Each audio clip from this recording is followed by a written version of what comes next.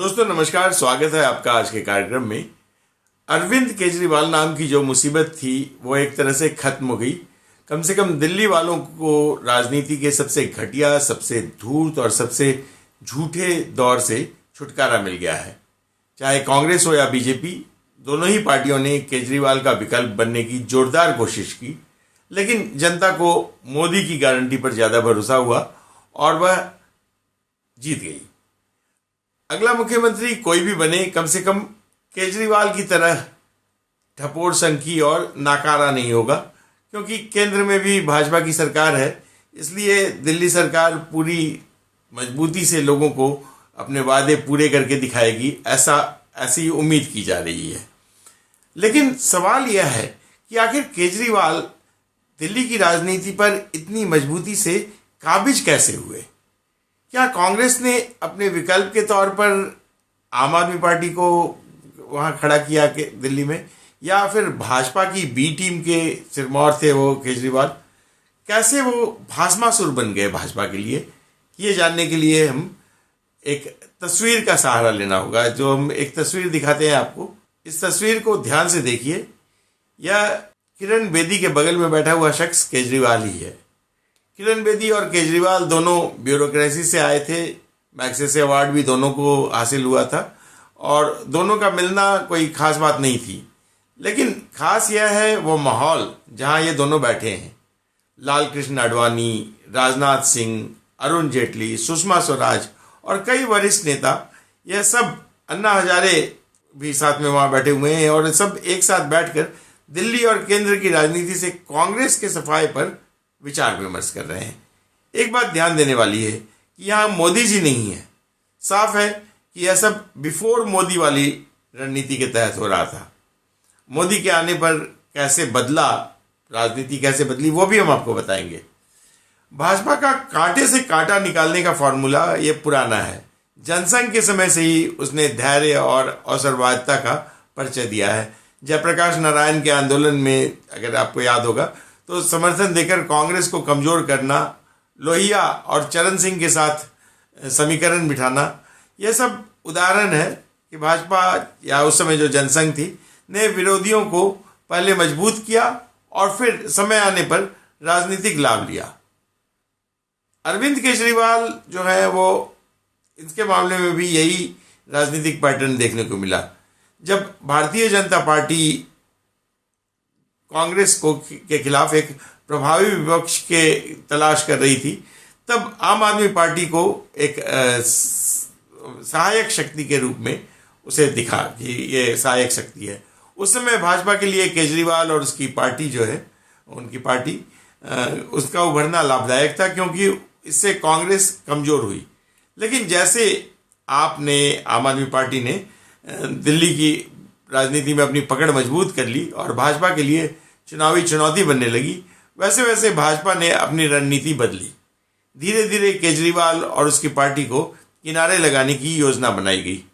भाजपा की रणनीति हमेशा धैर्य, सही अवसरवादिता, सही अवसर और प्रतीक्षा और सटीक प्रहार पर आधारित रही है।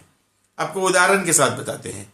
भाजपा की दीर्घकालिक रणनीतियों को समझने के लिए जनसंघ और राष्ट्रीय स्वयंसेवक संघ की पुरानी नीतियों को देखना जरूरी है। जयप्रकाश नारायण के ही मामले में आए तो उनके नेतृत्व में संपूर्ण क्रांति का जो आंदोलन था, उसमें संघ और जनसंघ ने पूरी ताकत लगा दी। यह इंदिरा गांधी के खिलाफ व्यक्तिगत लड़ाई नहीं, बल्कि लोकतंत्र बचाने का व्यापक संघर्ष था। उस दौर में नानाजी देशमुख का जयप्रकाश नारायण को लाठियों से बचाते हुए चित्र, यह केवल एक तस्वीर नहीं बल्कि जनसंघ के संघर्ष का प्रतीक था। यह तस्वीर इंडियन एक्सप्रेस अखबार में छपी थी।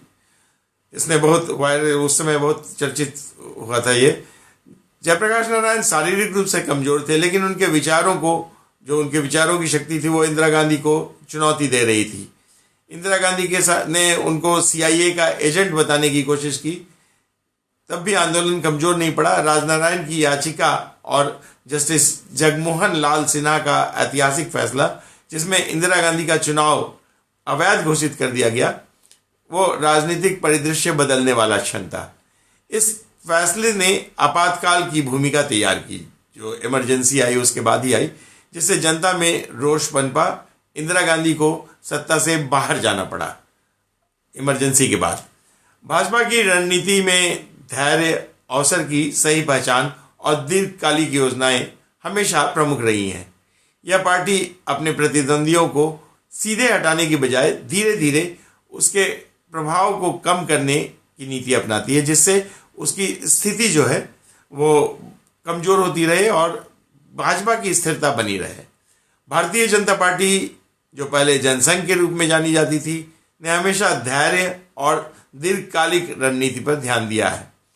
आपातकाल के दौरान जब पूरा विपक्ष कमजोर पड़ रहा था, तब जनसंघ और संघ के कार्यकर्ता सबसे अधिक प्रताड़ित हुए, जेल गए, लाठियां झेली, परंतु इसी संघर्ष ने जनता पार्टी की नींव रखी। 1977 में इंदिरा गांधी की सत्ता से विदाई के बाद जनता पार्टी की सरकार बनी, जिसमें जनसंघ एक मजबूत घटक था।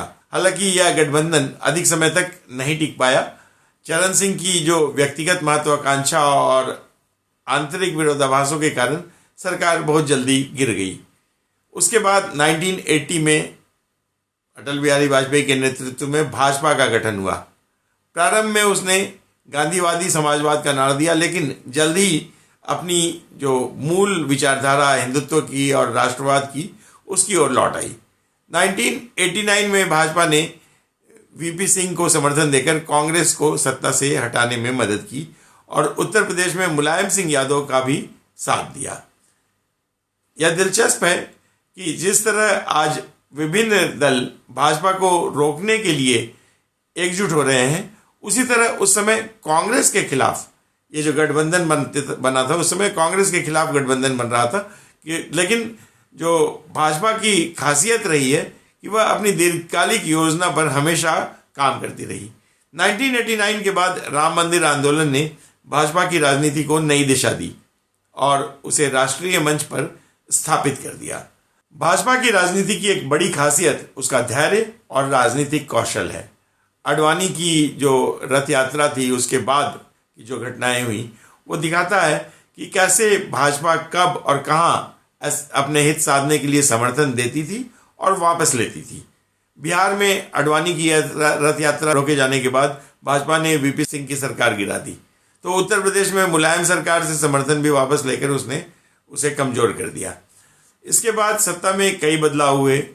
नरसिम्हा राव, अटल बिहारी वाजपेयी, HD देवगौड़ा, IK गुजराल, फिर अटल बिहारी वाजपेयी का उनकी सरकार का शाइनिंग इंडिया अभियान और उसके विफल होने के बाद मनमोहन सिंह का प्रधानमंत्री बनना भाजपा की दीर्घकालिक सोच का बेहतरीन उदाहरण पश्चिम बंगाल में दिखा, जहां उसने वामपंथ को कमजोर करने के लिए ममता बनर्जी को आगे बढ़ाया।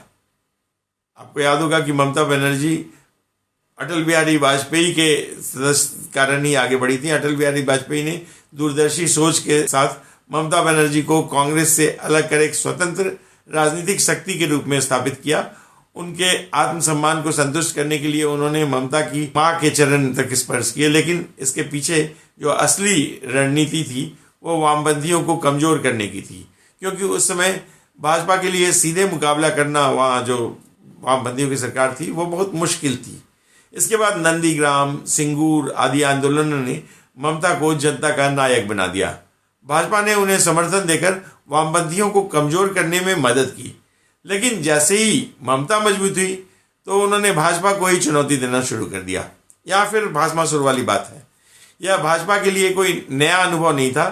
वह पहले भी ऐसा हुआ है, जब किसी को आगे बढ़ाकर सत्ता समीकरण बदला गया है, वो बाद में वही शक्ति भाजपा के विरोध में खड़ी हुई है। आप इतिहास उठाकर देख लीजिए।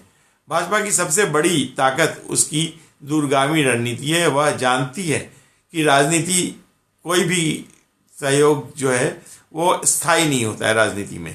ममता भले ही आज भाजपा का विरोध कर रही हो, लेकिन भाजपा अपनी योजनाबद्ध नीति के तहत पश्चिम बंगाल में फिर से अपना प्रभाव लाने का रास्ता निकाल रही है।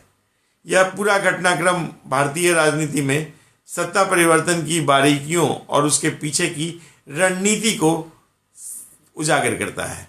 इसे समझने के लिए हमें यह देखना होगा कि भाजपा ने कांग्रेस को कमजोर करने के लिए जनाक्रोश को कैसे संगठित किया और फिर उसे अपनी स्थिति मजबूत करने के लिए किस तरह से उसका इस्तेमाल किया।